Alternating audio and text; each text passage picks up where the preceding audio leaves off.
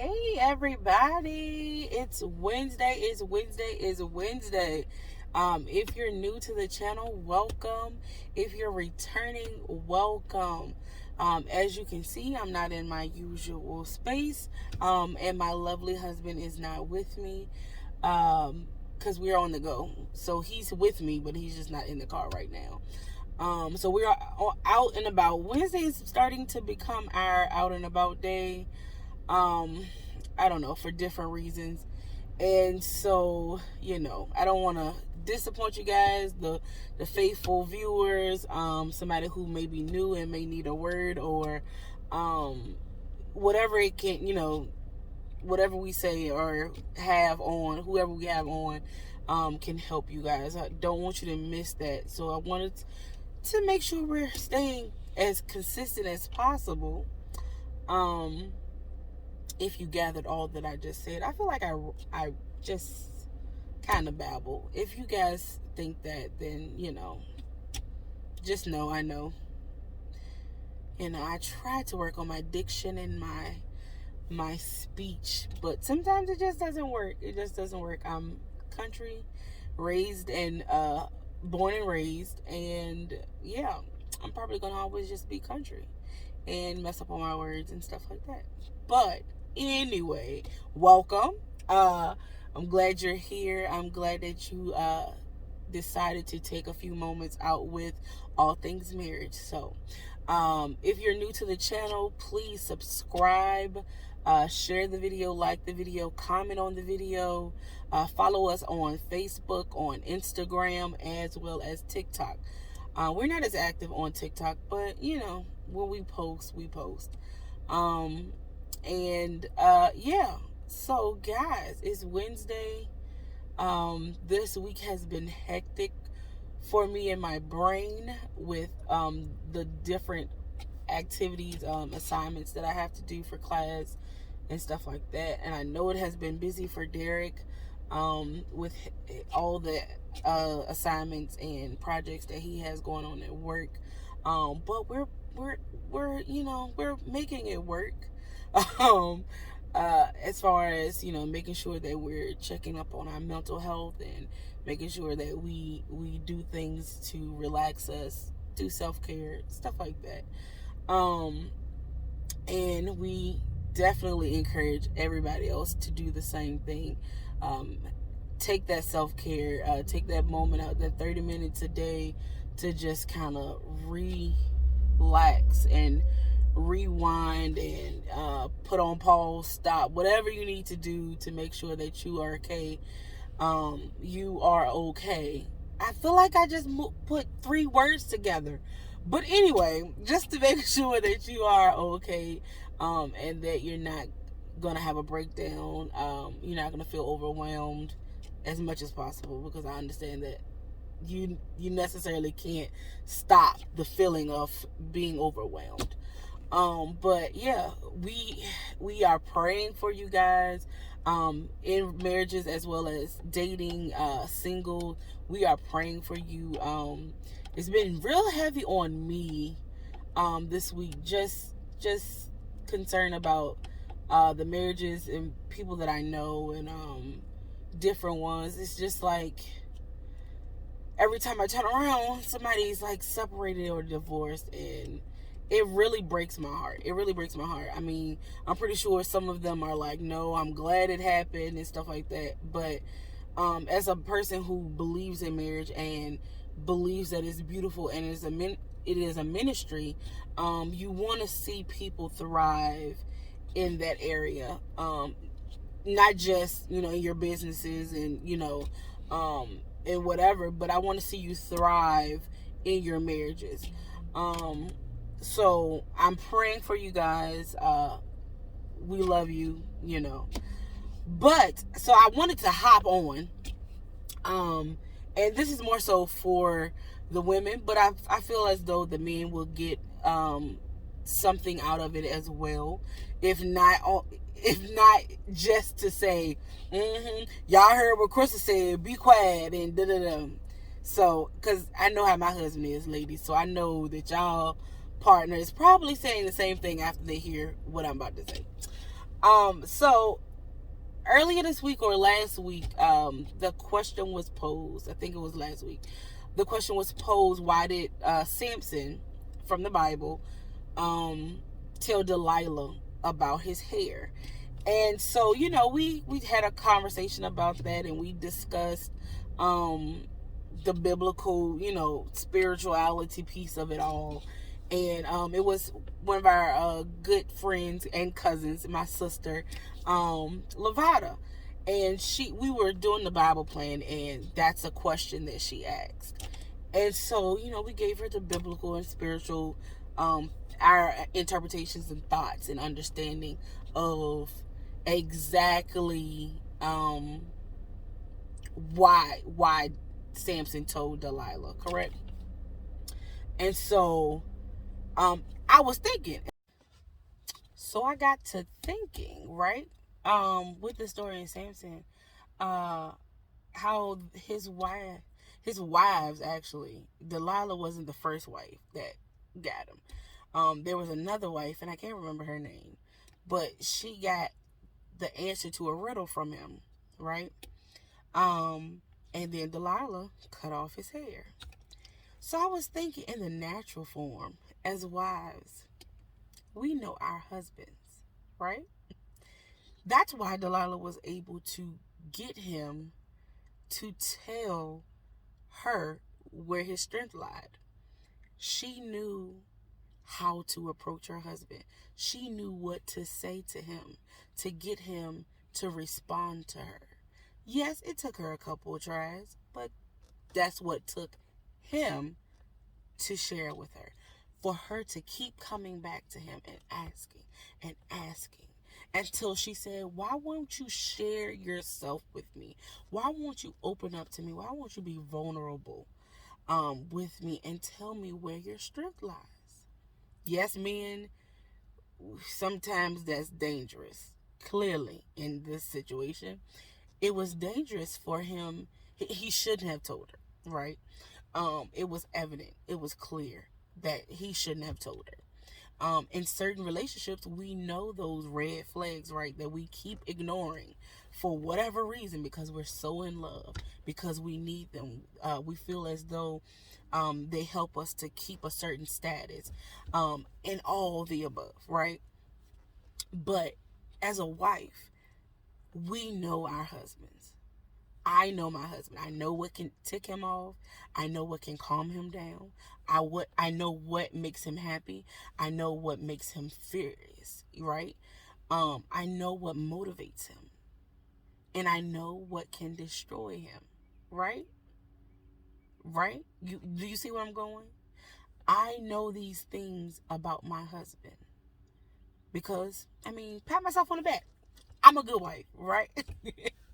um I don't feel like that all the time, but I'm at least good enough to know these things about my husband, right? I've spent time with him, I've talked to him, I've watched him, I've studied him.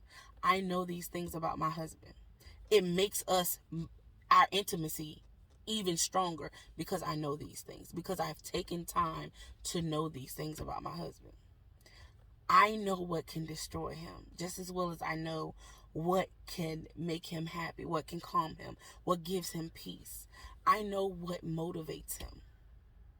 I know what to say. I know what to do to get him to do the things that he wants to do in life, his goals and stuff, how to encourage him to do those things. I can't make him. No, I can't make him, but I can give him the support and the love that he needs to feel motivated and encouraged to do those things. I also know those things that I can say and do to upset him, to destroy him, to make him break. So I say all of this to say, ladies, we have to realize that we hold that power. We hold that gift of being able to motivate and direct and encourage our husbands, our partners, to do certain things or to not do certain things. We can be that voice of reason to say, I don't think we need to do that right now, baby. And we can strategically work together, and I can advise him because I am a helpmate. Yes, I can advise you. I'm a helpmate. Sorry, guys, that was the plane. But I can motivate you and I can encourage you with my words and with my actions to accomplish things that you may have never known that you could do, or you can only dream of doing, but you don't see a way to do it. That's why God made me to help me. He made my husband the head, the leader. He gave him vision, and he gave me as a helpmate. That does not mean I don't have vision as well, but it means that I give my husband my vision, and we work together, just like he gives me his vision, and we work together to make those things happen. It's funny because one of the things that I learned in my lectures today was, okay guys, I don't know what was happening, but my screen was not working. So like I was saying, I was listening to my lecture today, and apparently, I don't really think I should say this, but women are more likely to start, or there's a higher percentage of women starting arguments in relational arguments, like with their partners. Not the men, the women. Now, I will say, men actually have the harder blows.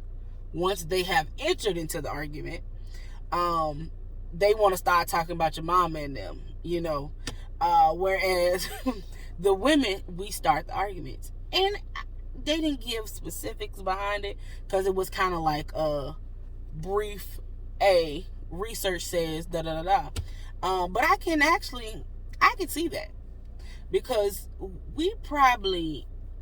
because we're more emotional creatures, and we kind of pick up on everything and we take it to heart.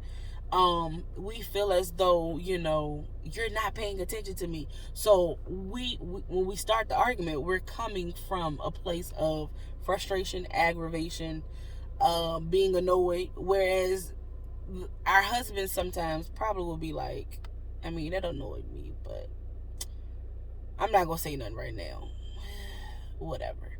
Well, we'll be like, oh no, I don't like that. No, quick, fast, and a hurry. Like, and we're not gonna let this go until, we talk about this and get this together. AKA meaning you need to get it together, right?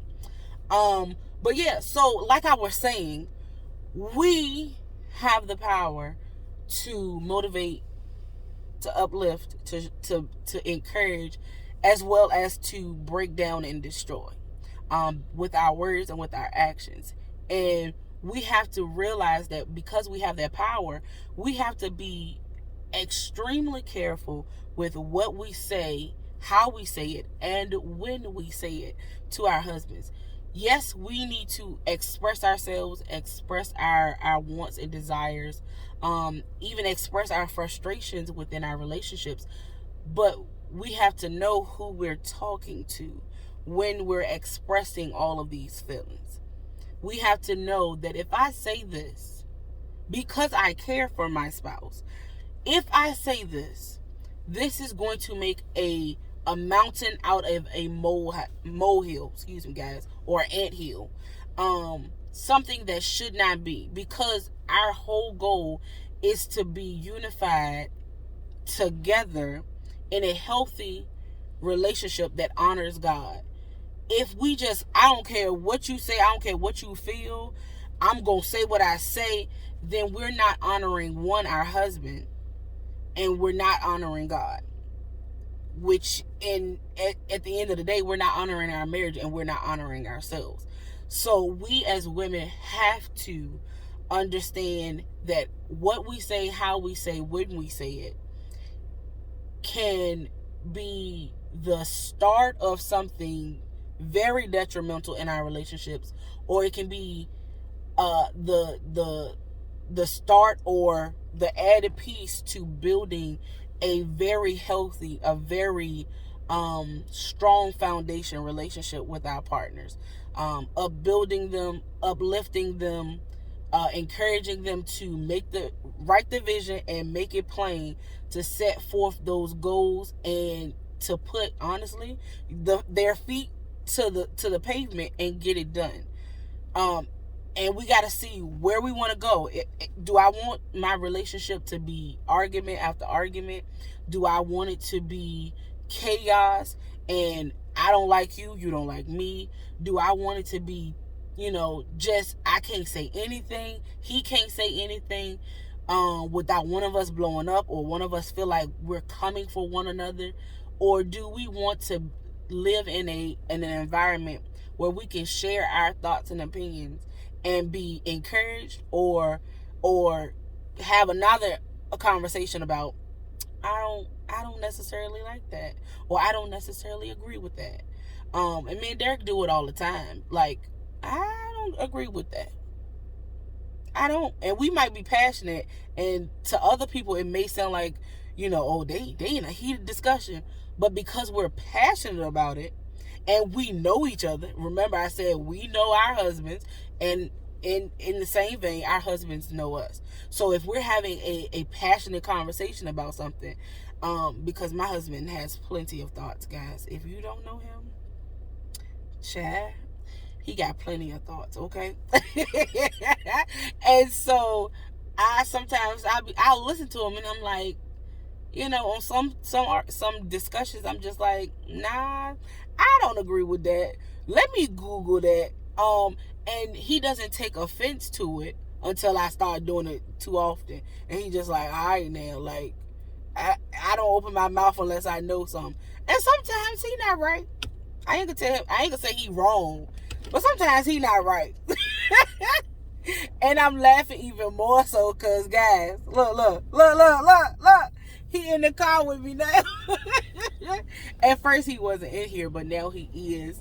But I just wanted to it's not that long, but just to hop on and let you ladies know that, you have that power. We may be viewed societally by some people as the weaker individual in the relationship, but we have more power than we know. And some of us know it and we use it for the wrong reasons. And others know, and, depending on who your partner is, you can't really use it. We'll talk about them another time, in that situation another time. But we have to know the power that we hold and that we yield, and we have to use it wisely. Because, again, at the end of the day, we want healthy, strong, beautiful, loving, successful marriages and relationships. So I hope you guys have gotten something out of this. If you're not knowledgeable of the story of Samson, I encourage you to go read it, and read it from that perspective of the wife and the husband relationship. I know we talk about Samson was strong, and he killed the Philistines with the jawbone and all of that stuff, but sometimes we have to go back to the stories and the scriptures and read them from a different perspective. So I hope that you've enjoyed this. I sure did enjoy this story, enjoyed our original conversation with my sister friend Lavada, and yeah, I hope you guys enjoyed. Again, like, share, comment, subscribe, all of that jazz. Stay tuned for registration for the Love Conference 2022. Hashtag Healthy Hearts. That is the theme for this year. If you're not a member of King's Kids Wellness, go ahead and follow King's Kids Wellness on Facebook, and start, those that are in there, start showing us your workouts like y'all were doing at first. We out here trying to survive, trying to make these goals a success. So again, we love y'all. Bye.